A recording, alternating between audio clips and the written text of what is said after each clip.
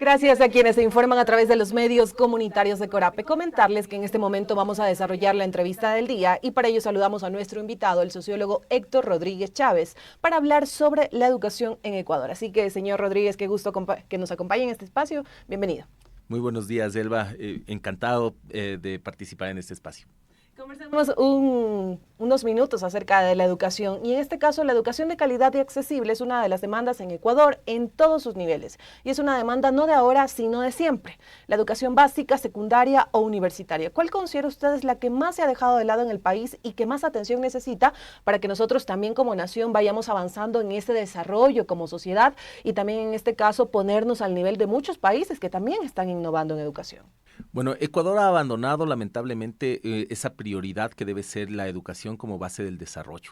El Ecuador como país pasa en líneas generales del puesto 74 al 104, es decir, un retroceso de 30 puestos en el índice global de innovación y lamentablemente el tema educativo es una de esas grandes deudas que tenemos hoy por hoy. Y vámonos desde la primera infancia. En la primera infancia, previo incluso al ciclo escolar, es necesario precisamente dotar de capacidades a los hogares para funcionalizar esa desnutrición infantil, transformarla en una correcta nutrición y desarrollo para nuestros infantes. Eso no se ha dado. Lamentablemente Guillermo Lasso hizo un estado de propaganda alrededor de esas cifras que maquillaron un estatus realmente deplorable en el cual 3 de cada 10 niños en el Ecuador lamentablemente están debatiéndose entre una malnutrición, la desnutrición y probablemente un desarrollo truncado en sus capacidades fisiológicas para poder estudiar después.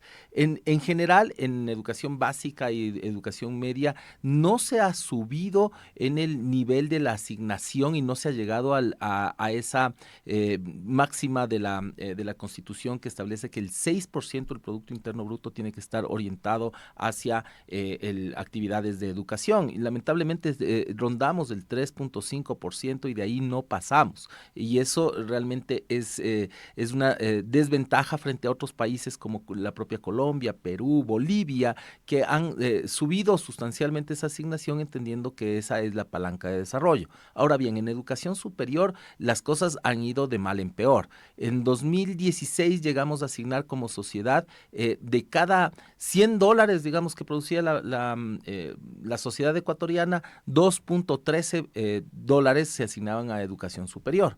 Hoy no llegamos ni siquiera a 1.5 dólares. $1.50 del total de la producción del país no se llega siquiera a completar como asignación a las escuelas politécnicas, a las universidades públicas y peor aún al hablar de actividades de investigación y desarrollo en donde realmente estamos ni siquiera en supletorios, estamos perdiendo el año. ¿Y por qué usted considera no se ha llegado a esos niveles óptimos en este caso para que todos tengamos acceso a la educación, ya sea en primer, segundo y en tercer nivel? Porque es algo que usted ha señalado y lo ha vinculado, educación y desarrollo. Tal vez ha existido falta de voluntad política, falta de gestión. ¿Qué es lo que pasa para no llegar a esos niveles óptimos en Ecuador? En Ecuador vivimos un secuestro de la política pública y de sus prioridades hacia un Estado securitista que se ocupa de las problemáticas epidérmicas, es decir, de la fiebre y no del real problema que está detrás. Al hacer un examen, así como en el caso de un paciente terminal, lo que tenemos que hacer es realmente indagar cuáles son esas problemáticas de fondo y están precisamente en la falta de capacidades digamos, integrales para poder catapultar a la economía del país a una economía de alto valor agregado. Lamentablemente en el Ecuador estamos postrados en una lógica primaria exportadora. Nos ufamamos de que le entregamos ya a una minera canadiense, a una minera europea, a una minera australiana, la explotación de un campo rico en cobre. ¿Cuánto va a recibir la población de eso? Bueno, el 1% del total de las regalías, lo cual es realmente ridículo porque esos valores deberían superar superar, como en el caso de los contratos petroleros, superar el 20 e incluso el 50% del total de las regalías en favor de ¿qué? De proyectos realmente de desarrollo.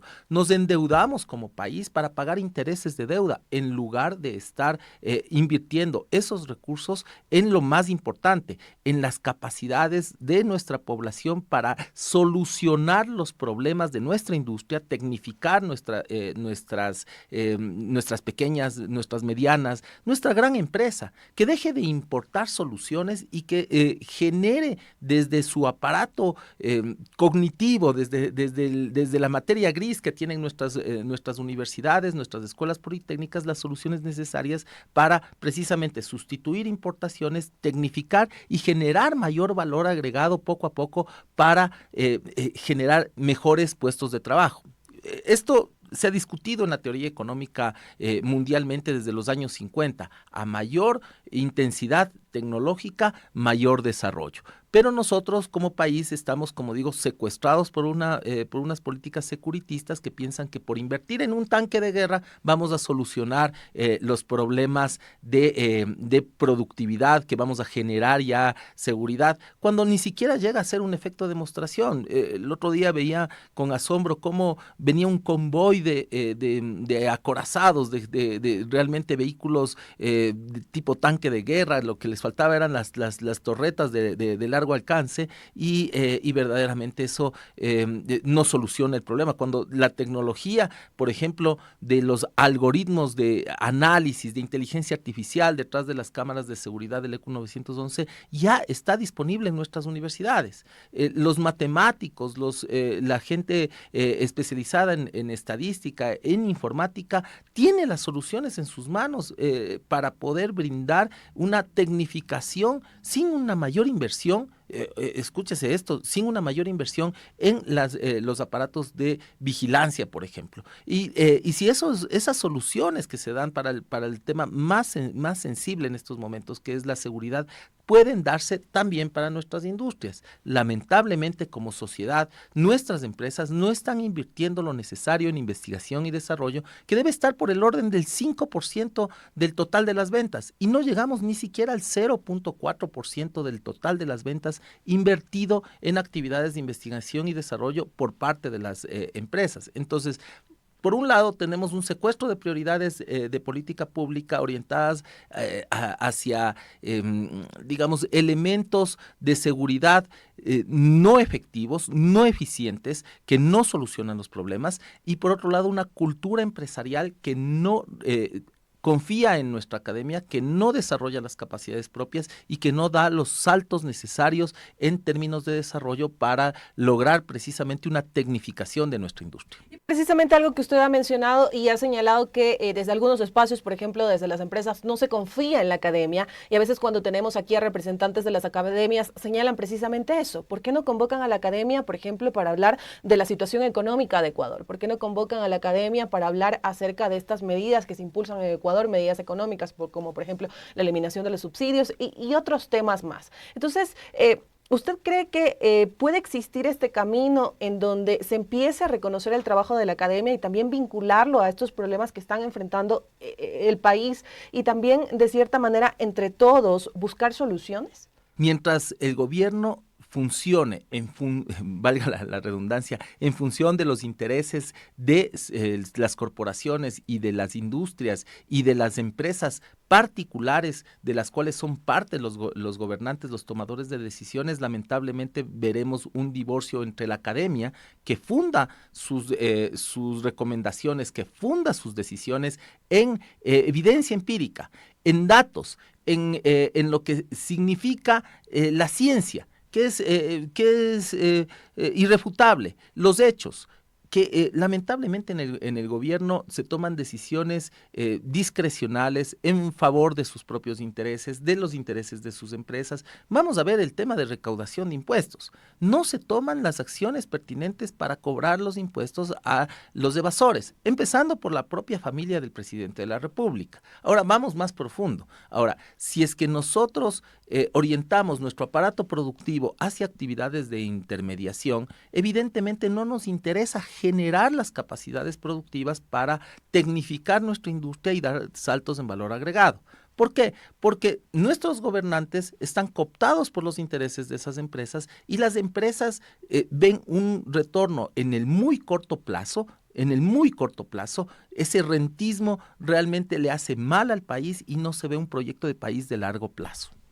Seguimos en esta entrevista para los medios comunitarios con el sociólogo Héctor Rodríguez Chávez. Y también algo que yo le quería consultar, ya que usted está hablando y está haciendo referencia a este tema de la innovación y la investigación en la educación y cuán importante es. Y algo aquí que me viene mucho a la duda es que también en Ecuador se habla mucho sobre el abandono que hacen varios estudiantes a ya sea la educación inicial, la educación secundaria, educación universitaria. Y si bien es cierto, este abandono muchas veces se debe a la falta de recursos, a la migración de los padres de estos jóvenes, de su familia, e inclusive también a la misma violencia. Hay jóvenes que señalan que abandonan las aulas de clases porque no se sienten cómodos o no ven las aulas de clases como un espacio que les sirva para la vida. Aquí también, ¿cuál es la reflexión por parte de la academia, de las universidades, para hacer estos cambios y llamar la atención de los jóvenes y que vean en la universidad su espacio para ellos también formarse, aprender y luego contribuir precisamente al desarrollo del país? Todo esto está ligado al desarrollo de Ecuador. Lamentablemente, tres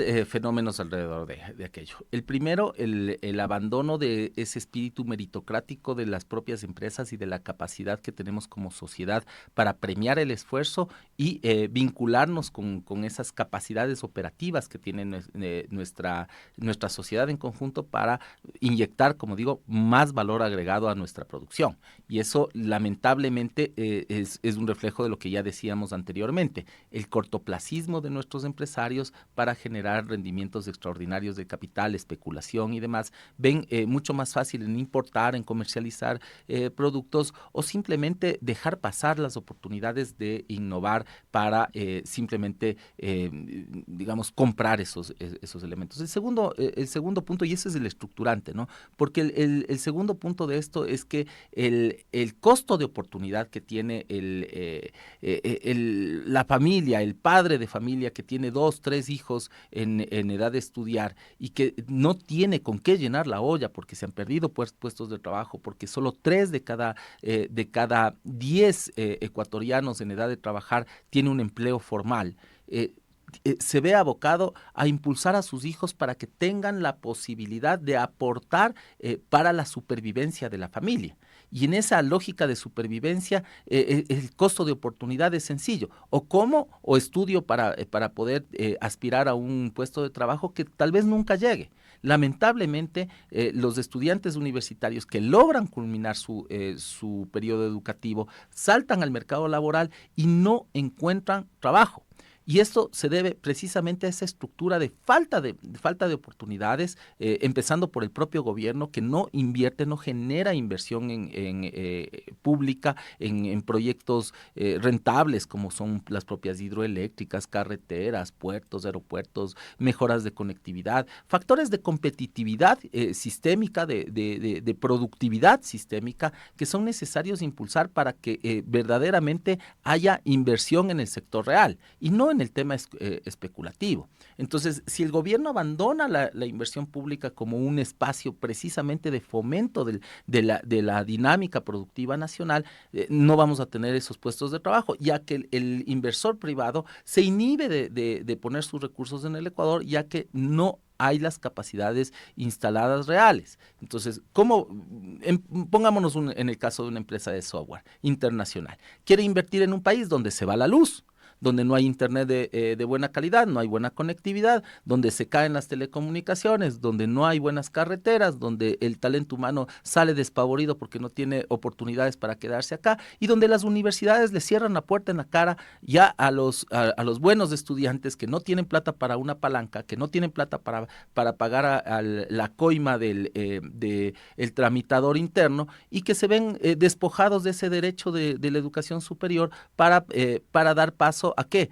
A un momento de patinar en el mercado laboral sin lograr una inserción adecuada, con empleos subóptimos, con empleos, mejor dicho, oportunidades de trabajo de subsistencia y, por último, la migración. Entonces, el abandono no solamente escolar, o sea, porque realmente sí se logra terminar, digamos, en buena forma, un buen porcentaje de la población estudiantil, la primaria, pero ya vemos unas tasas de abandono realmente preocupantes al terminar la educación básica, es decir, al empezar el bachillerato, y no logran culminar. Prácticamente el 45% de los estudiantes que iniciaron la primaria, la educación básica, no logran terminar su bachillerato. ¿Qué pasa con esos niños? ¿Son migrantes? Muchos sí, pero luego se dedican a la calle, generan distorsiones en los barrios, en las poblaciones, que ocasionan violencia ya sistémica y no pueden volver a refuncionalizarse porque lamentablemente el aparato productivo no genera las facilidades para absorber ese talento. Perfecto, señor Rodríguez, le agradecemos por su tiempo para los medios comunitarios de Corape. Muchísimas gracias por acompañarnos en este diálogo. Muchísimas gracias. Amigos y amigas, y con la entrevista del día nos vamos a una pausa. Sigan en sintonía de la Red Corape, que ya regresamos con ustedes. Hoy te compartimos el testimonio de Estefanía. En sus palabras, conoceremos posibles alternativas para no perder la fuerza cuando decidimos salir del ciclo de la violencia. Para mí fue bastante difícil salir de la relación que yo tenía con mi pareja, y uno de los motivos por los que decidí salir fue darme cuenta que mis hijas presentaban dificultades emocionales. Estefanía, la decisión que tomaste fue muy importante. Y ahora, ¿qué nos dirías a las mujeres que te estamos escuchando? Bueno, yo les diría a las mujeres que están viviendo situaciones como estas que confíen en ellas mismas, confiar en nuestra intuición, confiar en esa vocecita que nos dice que algo no está bien y que tenemos que salir. Gracias, Estefanía, por alentarnos a identificar nuestras fortalezas. Un mensaje de Aquanuna y Medicus Mundi Mediterránea con el apoyo de Generalitat Valenciana en coproducción con Corape. Campaña comunicacional Florecemos en Resistencia.